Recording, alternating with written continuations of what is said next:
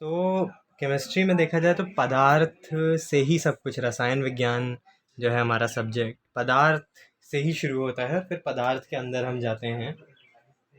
तो पदार्थ क्या है? कोई भी वस्तु, चाहे वो ठोस हो, चाहे वो द्रव्य हो, है ना, या गैस हो, जो भी वस्तु कोई जगह घेरती है उसको हम पदार्थ कहते हैं। ठीक है। और हमेशा से मतलब लोग ये जानने के लिए उत्सुक रहे कि कोई भी चीज़, मतलब कोई भी पदार्थ किस चीज़ से बना होता है। जैसे आयरन है, तांबा है, ठीक है, लकड़ी है। तो ये पदार्थ आखिरकार बना किस चीज़ से है, ये लोगों को हमेशा से एक इंटरेस्टिंग चीज़ लगती थी, एक सवाल लगता था। तो बहुत ऐसे लाखों साल पहले जो एकदम शुरू शुरू के लोग थे वो ये मानते थे कि कोई भी पदार्थ पानी से बनता है। ऐसे भी लोग थे जो ये मानते थे कि जो पदार्थ है वो वायु से, हवा से बना हुआ है। कुछ जो ऐसे हज़ारों साल पहले के लोग होते थे वो ये भी मानते थे कि जो लड़कियां हैं, है ना, जो लड़कियां हैं वो बने होती हैं शक्कर से, मसाले से और अच्छी अच्छी चीज़ों से। मतलब शक्कर को, चीनी जिसको हम कहते हैं, मसाले कुछ कुछ, और अच्छी चीज़ें जितनी भी हैं, अगर उनको हम मिला देंगे तो लड़कियां बनेंगी। और लड़के जो हैं वो घोंगा, है ना, घोंगा कुछ ऐसे होता है ना। ठीक है। तो घोंगे को, और जो ऐसे बुरी चीज़ें होती हैं जैसे किसी जानवर की पूंछ हो गई, तो इन सबको मिलाने से लड़के बनते हैं, ऐसा भी कुछ लोग माना करते थे। फिर ऐसे आज से 2400 साल पहले, ठीक है, कौन आए थे? एक ग्रीक वैज्ञानिक थे, डेमोक्रिटस। उन्होंने ये कहा था कि ये जो कोई भी पदार्थ होता है, डेमोक्रिटस ने कहा, वो बहुत छोटे छोटे कणों से मिलके बना होता है, ये उन्होंने कहा। हमारे यहाँ भारत में भी कणाद हुए वैज्ञानिक, और उन्होंने भी यही बात कही कि ये जो भी पदार्थ हमें दिख रहे हैं, चाहे लकड़ी हो, लोहा हो, मिट्टी हो, पत्थर हो, पानी हो, ये परमाणुओं से बने हुए होते हैं। तो ये परमाणु शब्द उन्होंने दिया। ठीक है। अ, और ये परमाणु को इंग्लिश में एटम्स कहते हैं। ठीक है। एटम्स या परमाणु का मतलब क्या है कि इसका जो सबसे छोटा हिस्सा है पदार्थ का, उसको अगर हम निकाल लें तो उसको हम परमाणु या परमाणु कहेंगे, जिसको और काटा नहीं जा सकता। ठीक। इसके बाद डाल्टन आए, और डाल्टन ने इनकी और ज़्यादा इस पे रिसर्च किया, इस पे और ज़्यादा खोज किया, और परमाणु होते हैं इस बात को साबित किया। इससे पहले लोग मानते थे, इससे पहले मानते थे कि अच्छा कुछ तो है, अच्छी चीज़ों को बनाएंगे तो लड़कियां बनेंगी, बुरी चीज़ों को बनाएंगे तो लड़के मिलेंगे। फिर आया कि अच्छा कुछ तोड़ते चले जाएं तो हमें परमाणु मिलेगा आखिरी में जाके। लेकिन परमाणु हैं इस बात को किसने साबित किया? डाल्टन ने। ठीक है।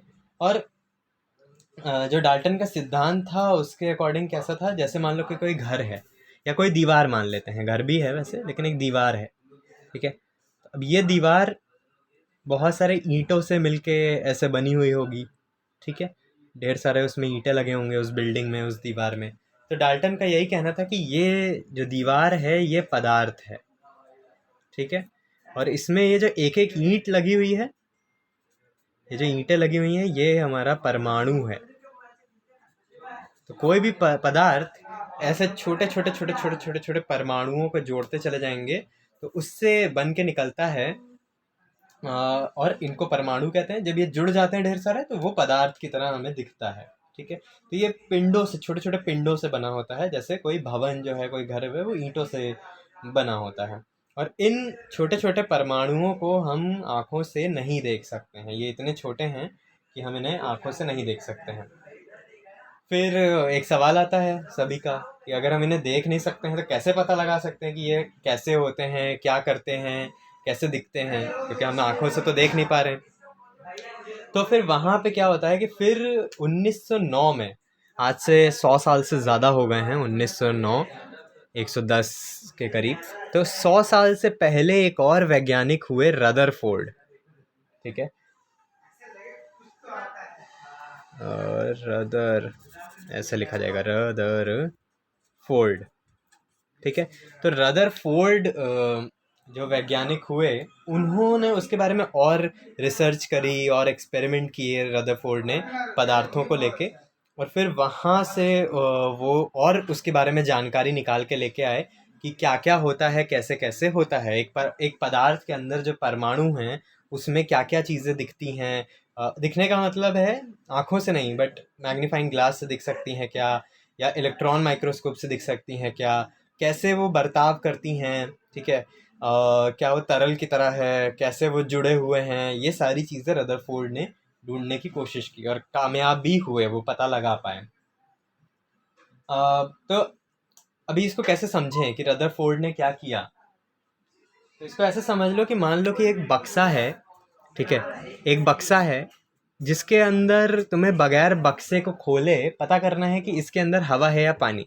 ये बक्सा हमने उसमें भरा और उसमें हमने उस बक्से को बंद कर दिया। अभी इसके अंदर कुछ है, लेकिन हवा है या पानी है ये तुम्हें पता लगाना है बगैर ढक्कन को खोले। कैसे पता लगाएंगे, क्या करोगे? तो एक आसान तरीका तो ये होगा कि इसकी सतह पे हम ऐसे ऐसे करके थोड़ा सा खटखटा लें, थोड़ा सा उसको ठोकें, पीटें, हिलाएं डुलाएं, ठीक है। और जो आवाज़ आ रही है उसको थोड़ा ध्यान से हम सुनने की कोशिश करें, ठीक। तो अगर इसमें हवा भरी होगी तो खोखली आवाज़ आ जाएगी डब्बे पे, और अगर पानी होगा तो थोड़ी सी भारी आवाज़ आ जाएगी, है ना। तो ये एक तरीका है, सबसे आसान तरीका। तो रदरफोर्ड ने क्या किया कि इसी तरीके से कुछ इलेक्ट्रॉन्स को लेकर के उन्होंने प्रयोग किए, और उन्होंने पतली जो गोल्ड होता है, सोना होता है, तो सोने की बहुत पतली पतली परतें बनाई, ठीक है, चादरें बनाई बहुत पतली, मतलब ठीक है, हमारे बालों की जो जितनी मोटाई है उससे भी पतली ये चादरें थी, उतने उतने पतली ये चादर थी। और इनको बिना काटे या बिना अंदर देखे मालूम किया कि ये किस चीज़ से बनी होती हैं। तो उन्होंने पाया कि ये जो सोने की परत है इसका ज़्यादातर हिस्सा कैसा है, खाली है, इसमें बहुत बड़े बड़े गड्ढे हैं, गैप हैं, ठीक है। और बना तो ये परमाणुओं से ही है ना, परमाणुओं से ही बना हुआ है, परमाणु ही इसमें भरे हुए हैं। लेकिन एक एक परमाणुओं को भी अगर ले लिया जाए, ठीक है, तो भी उनके बीच में बहुत ऐसे खाली जगह है। जैसे यहाँ पे कुछ चीज़ें हैं, लेकिन फिर इतनी खाली जगह है, इतनी खाली जगह है।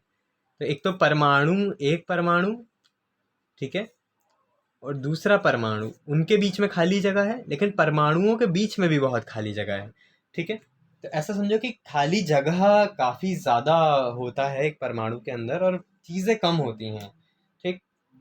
तो ये तो एक चीज़ उनको पता चली अपने प्रयोग में कि खाली जगह काफ़ी सारी है। दूसरा उनको ये पता चला कि जो भी चीज़ें हैं ज़्यादातर, वो कहाँ पर है, इसके नाभिक में है, उसके केंद्र पर है, बीचों बीच हैं ज़्यादातर चीज़ें। तो ये उनको दूसरी बात पता चली। और जो बहुत हल्के हल्के छोटे छोटे छोटे छोटे इलेक्ट्रॉन हैं, वो इस नाभिक के चारों तरफ ऐसे चक्कर गोले में लगाते रहते हैं। यहाँ ये भरे रहते हैं और इसके चारों तरफ ये चक्कर ऐसे करके घूमते रहते हैं, ठीक है। ये नाभिक हो गया हमारा, जो केंद्र में है। यहाँ पे बहुत ज़्यादा मास है, यहाँ पे सारा वज़न जो है वो यहीं पे है, और इसके आसपास छोटे छोटे इलेक्ट्रॉन, हल्के हल्के इलेक्ट्रॉन, जो चक्कर कंटिन्यूस लगातार लगाते चले जाते हैं, ठीक है। तो रदरफोर्ड के बाद जो वैज्ञानिक ने, उन्होंने परमाणु संरचनाओं के बारे में और भी अधिक जानकारी निकाली, प्राप्त की। और उनको ये पता चला कि रदरफोर्ड ने जो प्रयोग करने के बाद पता किया, वो सारे निष्कर्ष सही थे कि जगह बहुत खाली होती है दो परमाणुओं के बीच में, बहुत जगह होती, मतलब ये तो मैंने कागज़ पे बनाया तो बहुत छोटा है, बहुत ही ज़्यादा जगह खाली होती है एक परमाणु से दूसरे पर, क्योंकि बहुत छोटे हैं ये, है ना। और हर पदार्थ जो है वो परमाणु से मिलके बना होता है, चाहे घोंगे हों, चाहे मसाले हों, चाहे शक्कर हो, वो भी परमाणुओं से ही बने हुए हैं, है ना।